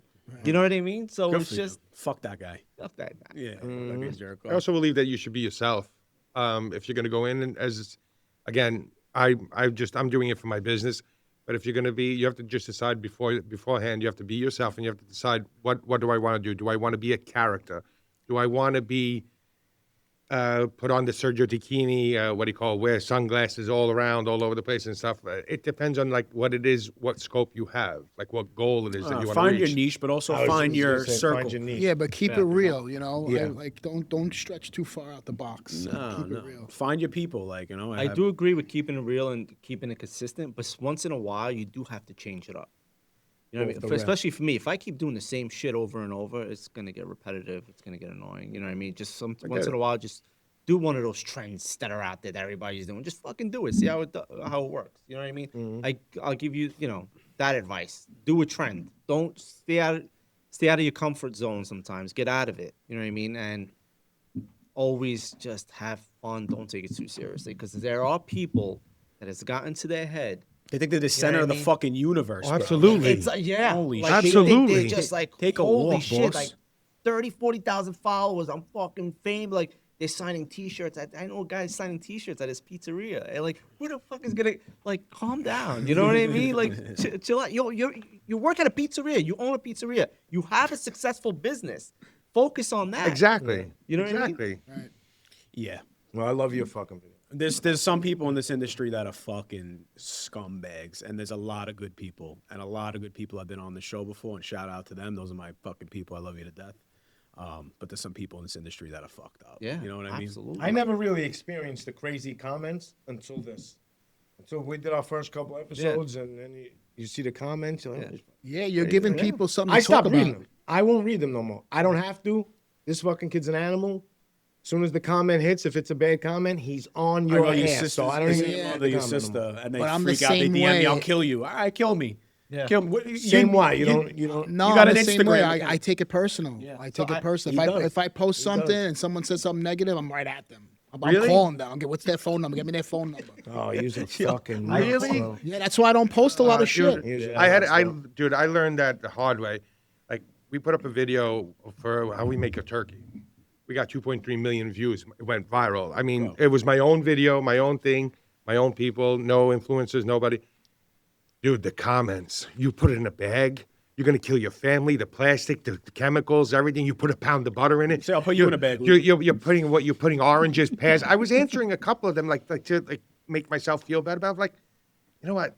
This can't go on. Like I can't just like Right. I'm not gonna spend 1,500 comments. I'm gonna answer all of them. It's like, you know what, Yeah, I guys? guess when you get to a I'm certain good. level with the social media, you could like ignore people. Yeah.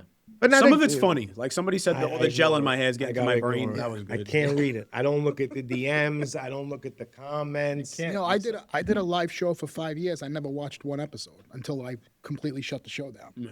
It's Really? tough to watch yourself. Yeah. And I'll go to filtered comments, and then like I'll see like what TikTok like didn't allow because it was so bad. I'm not even gonna tell you what's on there, bro. It's fucking horrific. Yeah. I can't even fathom what people And half, say. and half of the people that are leaving these comments have no picture and no And a fake profile, account. A fake account. Right. Yeah, Two that means followers. you're- that means I'm saying. I can't even get myself worked So up. You're probably a fat fucking loser coward, bro. Speak the fuck up. No, you're not probably. You Losers. are a fucking fat loser coward. You're sitting behind a thing. You got no picture. You got no name. You got no nothing. It's probably somebody you know. It's bro. No, I know it's kids probably from somebody that that you knows know. nothing with you. kids that's from my driving you neighborhood nuts. are not happy that like I was the one to start this platform. And it's like, bro, say it. That's the thing about this generation. Nobody will ever say anything to you in public. It's very rare. It's all online. I've never had one person say nothing negative. You know what I mean? Bro, not. say it to me. Yeah. You know what I mean? Don't fucking comment on a TikTok video from a ghost account that you made because you're paying attention to what I'm doing. You know what I mean? Get a fucking grip. Fat loser. Start worrying when no one's doing that. That's what Right, I start that, you're 100% right. Yeah. When No, but nobody's doing it, it's that's hard. when you should. It is. It's hard. really It's hard. challenging. You know really what I mean? It's hard to deal with that. I stay off the internet. I really do. I try my. I try not to look at comments, but it's like I kind of have to. You know what I mean? Like if some, you know, Because you got to answer some of them. You know what I mean? I try to acknowledge every comment. I'll either like it but I don't get a lot of bad comments. I Put a mean, little heart. That's all. yeah, that's what I don't get a lot. That's what I do. Hit Put him a with the little thumbs heart. up. You guys will get because you're gonna get the fake Italian. Look at these fucking guys, fake Italians, all that shit. That's what you're gonna get when you do a pod. All Italian American like podcasts, people that do a podcast, they get the same fucking comments. yeah. People love controversy too. Anything controversial, they're gonna be on there. You're catering to negativity. You are leaving something open for debate. You are leaving something open for people to engage with. You know what I mean? And then or nostalgia is a big one, which is your deal, which is amazing. Yeah, like the halftime show. The halftime show is like the most controversial thing, Yeah. right? I'll tell you the Watched joke it after. together. I'll tell you the joke after the thing. I liked it. Who was the best DJ back in the day? Anthony. No, definitely not. My favorite DJ was DJ Riz. Canarsie. And Finesse. Friends of my Riz and father's. Finesse. Yep. You got. I made Riz. Finesse. Riz I was made just at Finesse Richmond perform at Republic. my wedding. Yeah, Riz is one of the. Riz is my. I learned a lot from Riz. I used mean, to open up. He would do the Limelight with me on Fridays. I would open up for him, and he was incredible. I gotta say, I remember DJ Scribbles a lot. Oh, He was- Scribbles. Scribbles He was was he was in, everywhere. we were in Right. Cancun. You know what I Scribbles was mean? our Cancun crew Then we had for the Glenn, 30 Glenn days. Fisher. Glenn, Saturday Night Dance Party, Hot 97. Before Hot 97 was hip hop, Glenn was the guy on Hot 97, and he was playing dance music, and he was the biggest DJ at one time. Glenn Fisher. All right. No, you're good. No, I definitely heard of Glenn Fisher. That's but when I they don't used to know. go live from clubs like that. Like they used to go live from the Palladium, and Glenn. Yeah, God, I remember that. Yeah. I I remember used to that. record- Wow, Chords. to the radio stations. That's used to right. go live from the club. That was Forgot called the about Saturday that. Night Dance Yes, Party. yes. You like it? Wow, you just You brought guys are back going like in a good mood today. I like he it. just brought No, back. actually, like, I'm I gonna go forgot sick about to my that. stomach that my life is over. I don't even want to go home. Yeah. I'm gonna go to Cancun. Right now. Go to the airport. I know there's a fucking war going on. I'm but almost fuck at the fucking end. I'll try to make it last. What high school was equivalent to jail back in the John day? Jay. John Dewey. John Jay. John John Dewey Jay. is a prison, but it's a prison you could walk out of this yard. My and mother go was in the there. attendance lady. at Yes, John and we Dewey. used to She go give cut out hall class and go passes. stay in his mother's office. She used to tell us, "Get the fuck out! You Yeah. can't stay in here." John Your Dewey. mother and Anthony Delacour's mother. No, John. It was my mother. Wasn't Anthony Delacour's mother there too? No, not Delacour's mom. My No? mother used to drive him to school every day. I mean, I went to New Utrecht. I went to New Utrecht. We ran the school. The Italians in New Utrecht ran the fucking school. The teachers loved us. Like we did anything. We hung out outside most of the time than inside. It was just back then in the '90s. Like New Utrecht was a hangout. Yeah, but like I don't even know how I made it. It still was when I was there. a lot of Yeah. kids from my neighborhood went to New Utrecht. Like maybe their cousins or uncles lived in Bensonhurst. They used their address. Well, But hands down, they the were most scheduled for dangerous school John was Jay. Lafayette. Yeah, Lafayette. It John was the Jay most was bad dangerous too. school there was. John Jay was really bad. You we? had John Jay? No, John Jay and John Oh, Jay. I thought you were talking about John Dewey. No, John Jay. John John Jay. Jay. Terrible. Well, Lafayette was really bad. Well, Lincoln Dewey, wasn't. I say, was like a prison because everybody was just hanging out. It was the yard. It was this. It was that. But it wasn't really like violent, like you know. But I was even hanging out in Dewey. I Lafayette used to was go to violent. Dewey. Like when I had like freeze, I would go to Dewey. yeah, What'd you say? Lincoln High School on Ocean Parkway. Yeah. That was a little bit on the rough side. Always like when we were like listening to stories and stuff. Produced the People best got shot. athletes. Where'd you go, They did. Charlie? I went to Bishop Ford. Oh, All right. I was They're making fancy. it condos now, Bishop Ford. Yeah. are they? That's fancy. Over Well, the cemetery. that's because Ray Nash used the school as a I mean, as a Catholic bank. schools are closing down left and right. You know what Sad. I mean, you have like Well, what, now Savarian went Savarian is co-ed. co-ed, Yeah. right? I was there. It was all boys. It was all Fonpon's boys still when I around? was there. Fonpon's still Fonpon's around. still Yeah, around. Fonpon's still around. Connie closed down. I passed there in the morning. In the morning on the way to work. Xavier. I They're knocking actually it down. My It's brothers, all- all my nephews go to Xavier. I love Xavier. My son went to Xavier. My nephews went to Xavier. They actually went from Staten Island. They would bus it in to go. That's what to my nephews do right now. All three of them go to Xavier. My brother's the football coach. Great school. Yeah. Great school. When My you come brother out, graduated of from Xavier, like you talk to somebody, like they're like a man. They Right. get yeah. you straight. My nephews grew up quick. They play rugby. They play football. They're really good in sports. Final two. It was sad. It was a sad moment. We've been filming for an hour and 15 minutes. We can go on. I want to ask Sal. Sal, what made you start making the videos? You just No, that's a good question. Honestly, it was during COVID. right? You were just You know, bored. I honestly started, not to get dark, but I honestly started doing it in the worst time of my life, to be honest with you. I was going, like, my mom had passed, and then, Oh, like, sorry. a year and a half later, I got divorced. Then my sister dies a couple of months after that.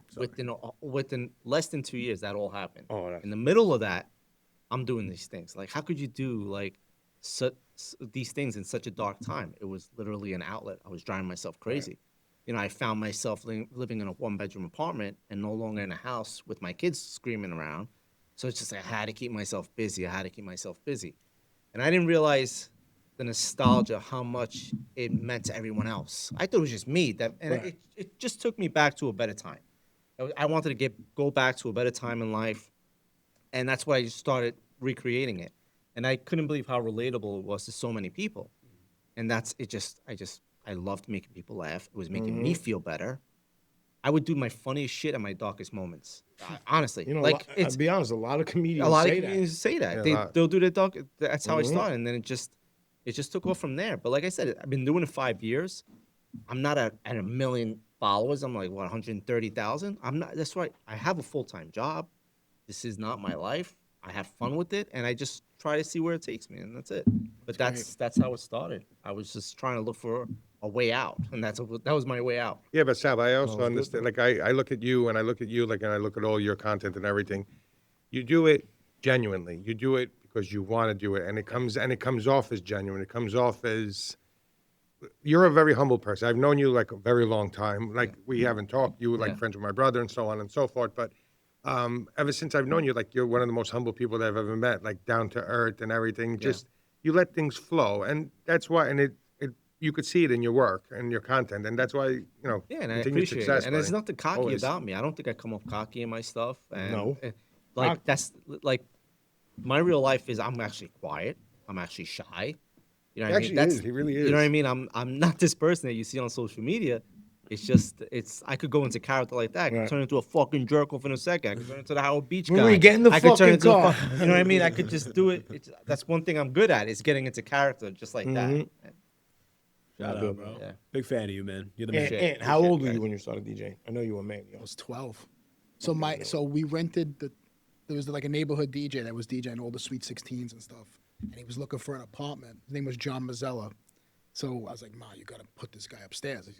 He's a big DJ in the neighborhood." So we rented him the top floor apartment, and that's it. I was up there all the time. She would show me everything, how to play. I was playing disco records. I was playing old school house music. I wasn't playing any hip hop. I was playing all dance music. That's all I remember you for. And was hip-hop. and then when I started getting hired for jobs, it was like all hip hop. Hip hop just took over. So I had to like adjust. But in Yeah, the we beginning, wouldn't even go to the club if we knew they weren't playing hip hop. right. I was always in the hip hop room. You know, like there'd be the main floor DJ, then there'd be a hip hop room that I was in. Did you sell your records? I do. I sold a lot. I renovated my whole house. I sold a lot of them. I got like maybe 15,000 pieces of vinyl left. That's sick. And I sold about 5,000 of them, but I sold them individually. Like I had this site called Discogs, and I would sell like one. I sold a Wu-Tang album for $300. Like, Wow, that's good. like I have an still- original print Dark Side of the Moon Pink Floyd album in vinyl. Is it ever played? Unplayed? It's unplayed. It's still You could covered. get a lot of money for that, like $1,100. Yeah? I think I want to keep it though. That's like I'm Yeah, big keep Pink, it. a but big Pink Floyd if you guy. go on this site, Discogs, Discogs, you can find out how much it's worth, and any vinyl you have, you can put on there. When did you take over Pastafresca from your dad? Because I remember going to your spot when I was a kid. My father retired about, I had to guess, about 10 years ago. Like 10 years ago, 15 years ago, he started like letting go. He started going back and forth from Florida. He bought a place in Florida, gorgeous place in Florida. He's like, you go to work, here's the keys. He goes, you go to work, you make money. We make money. You don't go to work, because I'm sorry for you. That's it, plain and simply, because I'm not going to die. Father had a brain tumor, almost died. He was 15 days in ICU. They had to crack his nose open, grab the tumor out, and he lived. From that moment on, he said, never again. And we started taking over. At the same time, when they had the store, it was all Italian. 11th Avenue was all Italian, up and down lines every Sunday, every Saturday. Then the area started changing. People started dying off. The young people started moving into Staten Island. They don't come to a shop in Brooklyn no more. Then now it's more an Asian crowd. So that's why I started getting into this, like to start bringing people into the store again. So Do you get a lot of Asian customers, or they don't come in? they'll come in, they'll buy a half a pound of ham, they'll buy a loaf of bread. I'll have to yell at them because they touch it without the tissue. But you know what? But all in all, they're not bad people. You know, I'm not going to talk bad about my surroundings. Are they the nicest people in the world? No, but they come. We got to school them, but it's not them. So like when you're When gra- they say is they will not be back. They'll fuck him and his friends. I'm going down fucking for a whole loaf. When my grandparents came to this country many years ago, my grandparents never went to a restaurant. My grandmother cooked every single day. She went to the store, she bought stuff, she cooked. Yeah. My parents, on the other hand, they cooked every day also because my parents are like that. They always been in the kitchen and stuff. But now our generation, we venture out. We're ordering out once got a Uber week. Eats. That fucking annoys the shit out of me. I swear to God. Sitting on that fucking phone in the goddamn couch. I want a snow cone. $300 later, and it's at your door. Go out. Go fucking talk to people. What's wrong with you? You know, I'll get a fucking Dunkin' Donuts iced coffee delivered to my house for $35. And I got a coffee machine in my house. I want the Dunkin' Donuts. How do you feel about the new generation growing up? Do you feel bad for them Do you compared feel to bad? compared for your upbringing? Oh man. So I have a 9-year-old son, and like his role models, like guys that he's looking up to, like these YouTubers and stuff. It's a little weird. Yeah. You know, like growing up, we were looking at Jordan, Lawrence Taylor. Like we had like sports figures. You know, like my son's asking me about Jake Paul and fucking Ferran and like all these YouTube guys. You know, I'm like, gotta get him out of the house. I have him in every sport you could think of. I got my daughter and I got her in football, like the flag football. We try to keep her out too. My daughter likes the iPad, but she's not like a big YouTube. Like she'll look at little videos, but she likes Roblox. Roblox, my son too. And I My really, kid's a listen, gangster. I really, you really can't Gangster. get mad at these kids when they want to play on their iPad for an hour, 2 hours, because the truth is, yes, we didn't have an iPad, right? We played with toys. We went out. We did this. We did that. But when fucking Nintendo hit the fucking thing, Oh yeah. Yeah. every one of us were hooked. Super Mario Brothers for 3 hours. Mike Tyson's Punch. Like we were in the room playing these games for hours. So that was like our iPad. Like but you wait a know, minute. like I limit the It iPad was- to 2 hours. it was like when my wife gets mad, she's on the iPad. She's on the iPad. But I watched. So like I'll sit there. Okay, my daughter's on the iPad. She's playing these fast games. Oh, she's having a great time. Boom, boom. And then my wife was like, all right, enough with the iPad. Come on, play with your toys. And my daughter's like, all right. My daughter puts the iPad back. And then 2 minutes later, I see my daughter with a Barbie doll on. Yeah. Of course she don't want to play with the Barbie. Give me the iPad. Well, She's it's- playing by yeah. herself with a Barbie doll. Like, man, give me the fucking iPad. Yeah, but wait a minute. Like, Now, if our cousins were here and they're all playing, yeah, take the iPad. But when I Right. see my daughter going from having fun on a game to having 2 dolls going, hey. I'm like, oh my God, give her the iPad, please. Now, but wait a minute. Now, you brought up a point that you would be on the Nintendo, playing and everything. But you were always at Jimmy's house or Joey's house, and you guys were all playing. Or they together. were at our house. Yes. Now they all walk around with the thing around there. They look like they're flying to the moon. They have the thing Yeah, around there. she's not that into it. Like, she'll play Roblox. No, but I'm She got not like saying 2 of her, her but friends just, on there. just in general, like Yeah, the kids of today. The younger guys now, the younger kids Yeah. now, like a 9-year-old son, this and that. Yes, they are in their room by themselves with a headset on. They're not with their friends with the other remote. That's, you know, that's what I going at worry. you. But that's what I got an 11-year-old and my son's 15. So I worry about the social development. You know what I mean? There's not that much of a social life that kids have anymore. No. Communication. Thank skills. God my daughter's involved in dance and all this stuff. Like Mm-hmm. she does that. You know, thank God. But even with that, she's on.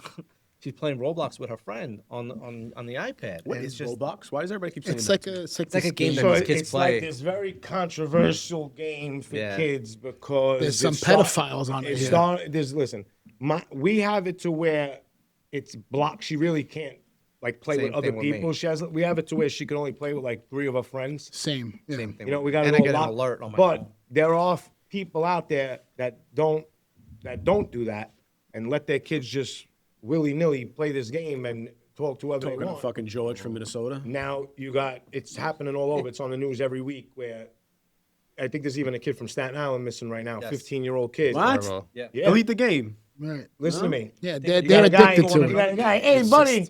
Your kid's playing, 9 years old, and then you got this guy, hey, buddy, come on, let's go build this. And like he starts playing with this person, and this person will be like, oh, where you live? Yeah. And, No. I live in Yeah, Staten then Island. he's like, "Oh, I'm I gonna live in Staten Island. I live in Staten Island, too.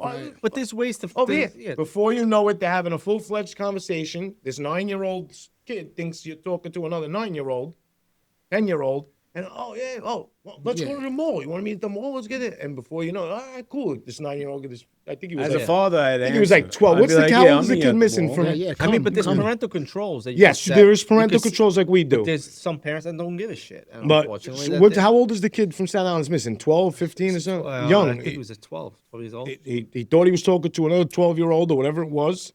Kid disappeared. This is happening all over the world with this thing, and they're even setting people up now. It'll be an adult talking. Oh, like Chris He'll be Hansen? I'm 12 years old. Oh yeah, come by my house, and you got these fucking There was- 55-year-old goons. guys showing up, ding dong, with flowers in their hand. Like There was an account that created an Epstein Island. that was my next thing. They They created built an Epstein Island on the game, Yeah. so you could now take your character. It's go like to the what's island. that? What's that game where you could build your own town?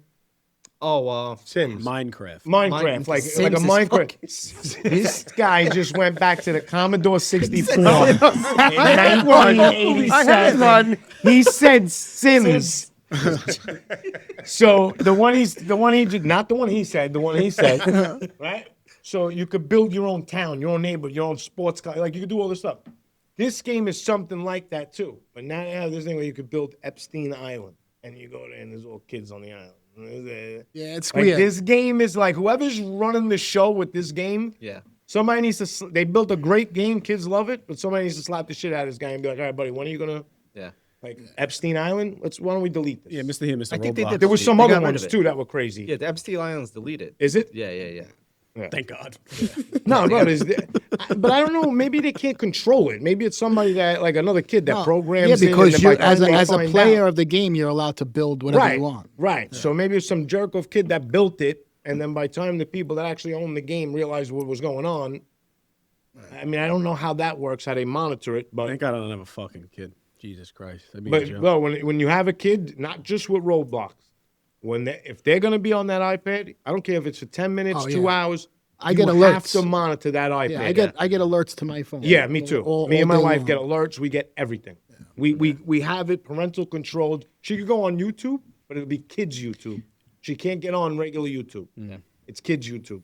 Roblox, she can get on it, but she can only play with like 3 or 4. For of her like my friends. son, like a 9-year-old now, it's for us. We were outside. Like I was outside. Yeah. We All of leave the house. Growing up in Brooklyn, you leave the house, you go to the corner. There's a bunch of guys hanging out. You go to the schoolyard. You're playing hockey after school. You're playing basketball. I live in Jersey now. My son doesn't leave the house. So what is he gonna do? Yeah, that's what I was saying about the social development. know? That's what I worry about. That's I why worry you got to about- put him in sports. Right, Like I you put gotta him. put I him put in him in stuff. You gotta soccer. get He them out plays of the house. football. Listen, it's not just.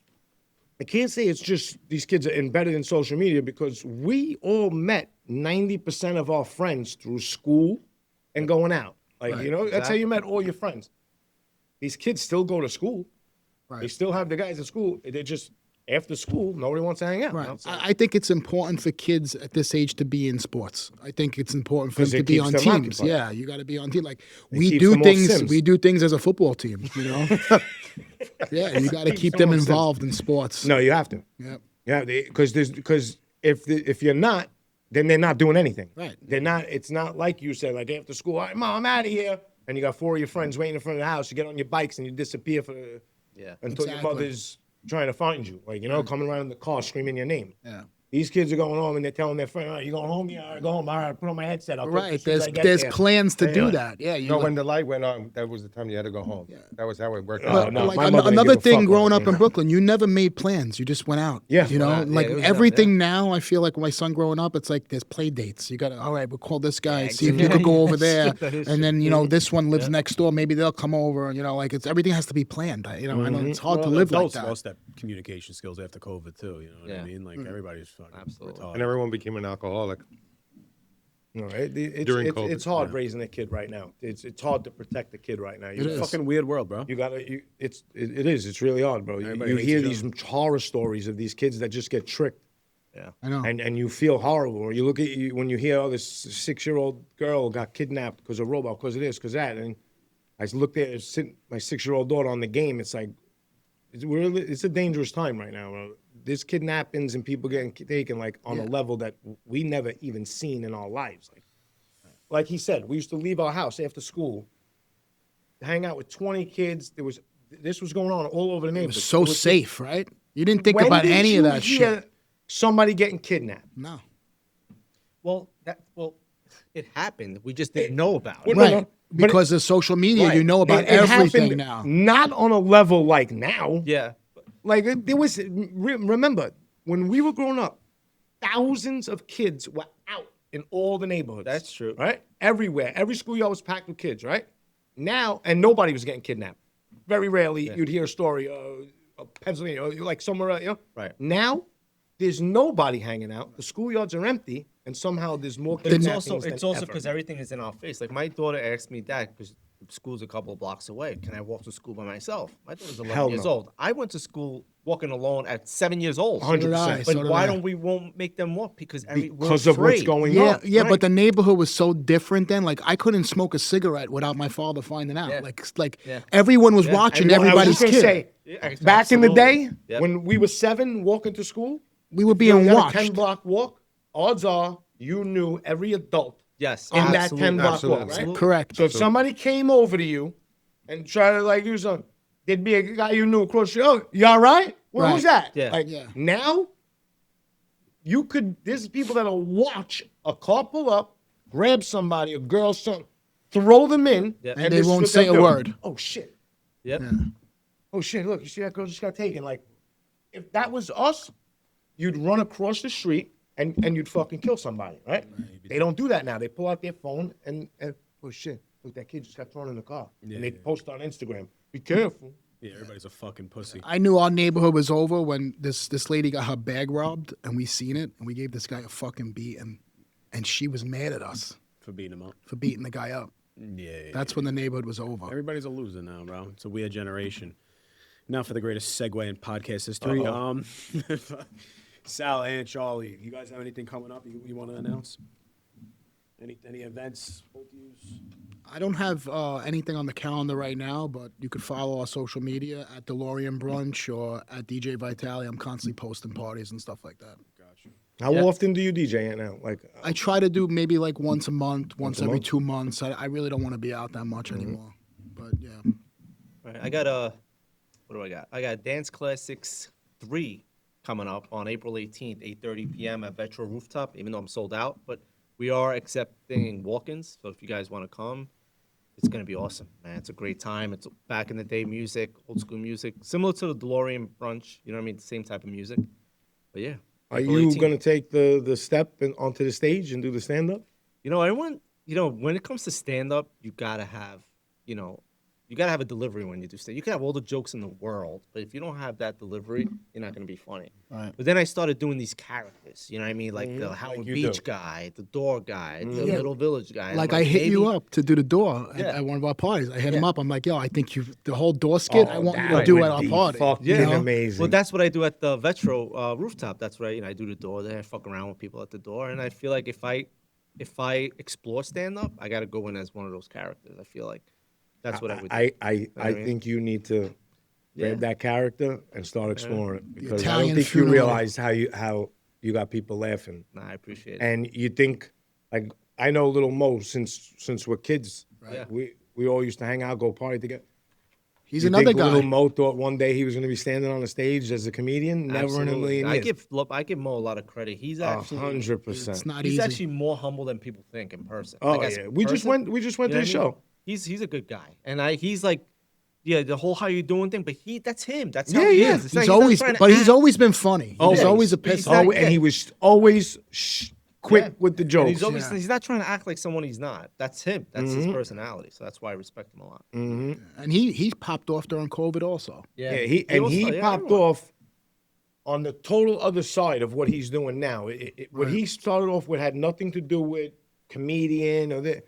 He started off with trying to get people to get the fuck out of their house during COVID and come back to your neighborhood stores, small businesses. shop at your Yeah. neighborhood store, come support your neighborhood business. All these stores are closing down. Come on, stop Yeah. being scared. Come out. He blew up with that. And that's how he started. And then all of a sudden, when I first started following Little Mo on Instagram, he had 312 followers. I remember the first video he put up was his son. He did like this voiceover, and he was like playing with his son's mouth, and he was like making yeah? his son talk like a gangster. It was Yeah. the first video he put up. When I started following him, he had 312 followers, and I think he's at 1 million now. I think we forget how many people blew up during COVID. Yeah. I mean, Rodia started during COVID. He is Rodia did a fucking skit hilarious, bro. during COVID. It just took off, but he's got a stand-up delivery. Like, He's got some fucking- delivery. He's good. You know what I Yeah. mean? But a lot of people just came He's out of their fucking shell hilarious. during that time. Yeah, it made you think outside the box. You know, you had a lot of time. People on were your hands. losing their minds. Yeah, yeah. Not me. I was waiting my whole life for the world to get shut down for a little while so we could all just hang out at the house and relax. I fucking hate sitting down home and lose my goddamn. I was standing online for groceries at Whole Foods. That was Not a me. weird time. Yeah, yeah, yeah. No. What about you, Cho? We're trying to invent new Soyadels, honest to God. We just came out with the Pizza Rustico one with the Ricotta sign and everything. Sick. I'm just What happened to you during COVID? Were you shut? No, I was open You every open the day. whole It was time? the weirdest time of my life. I would go to work at 7 o'clock in the morning. My wife was like, "Where are you going?" I gotta go open the store. She goes, "But there's no one out in the street." I was like, "Gotta go to work." She went to the hospital. She went to go work at the hospital. My son went to the bank for a little while. Then they shut down the bank. But I was at the store every day. Store would be busy from 10 o'clock until 3 o'clock. Then everyone disappeared. Right. But like to sit there, like to listen just to ambulances go back and forth and back and It was forth. going on. It was Yeah. it was kind of frustrating. It was a mind fuck game. Yeah. But we got through it. So yeah, no, we're just pushing along, trying to get more content down there, trying to get more customers into the store, new faces. I'm getting to see a lot of beautiful faces. People starting to notice. Maybe start doing some shipping. You know, it's always about the store, buddy. My content's always about the store. This made me Always. reunite with Charlie again. I haven't seen Charlie in years before this whole social media thing. You know what I mean? And And I've known him end my up being whole one life. of the best videos. You know?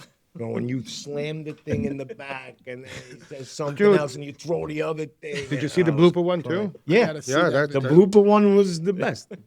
This close he came from Smash Me and whatever. Oh yeah, he banged something and you were like, what? You thought it was like right behind you. This is the longest episode we ever done.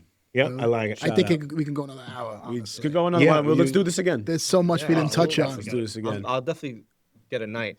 the night We'll get him a before I'm coming helicopter. Yeah. Come in. on. Absolutely, I would. I'll just I'll come in on the night before. Let's go film an episode on the Palladium steps with all the fucking Yes. lights. You know, those somebody steps. bought those steps. Somebody has So those I steps. just seen a in video one of of their somebody places. walking up those steps, but it looks like they're still in the same spot in they're the not same in the- building. no, they're- Don't- somebody took the Somebody stairs. took the staircase. I don't know where Oh, it is, but that's it's in another location in New York City. That was the most iconic staircase you'll ever walk up. And in your life. you I know, did a video someone with the staircase in the someone owns Mm-hmm. the dance floor from Saturday Night Fever also. You know the dance floor that Yes, lit I up? heard about that. Vito Bruno owns that dance floor. I can't believe somebody owns the Palladium steps. It's sick. Looking to buy, sell, or invest in real estate? The Pinnacle Real Estate team has you covered. Led by pro agent Frank Bergen, they make the process simple, stress-free, and tailored to your needs. Whether it's finding your dream home or getting top dollar for your property, Frank and the Pinnacle team bring expertise, professionalism, and the result you could trust. This is the On the other part side you're of gonna- you're Mexico, gonna take Tony out of the Arias. fucking show. Should I Yeah. Yeah. take it out? I need to know what I got to take out. That's a wrap. Don't forget to subscribe, share the love, and keep the voice of Brooklyn alive. Until next time, stay loud, stay proud, and never forget where you came from.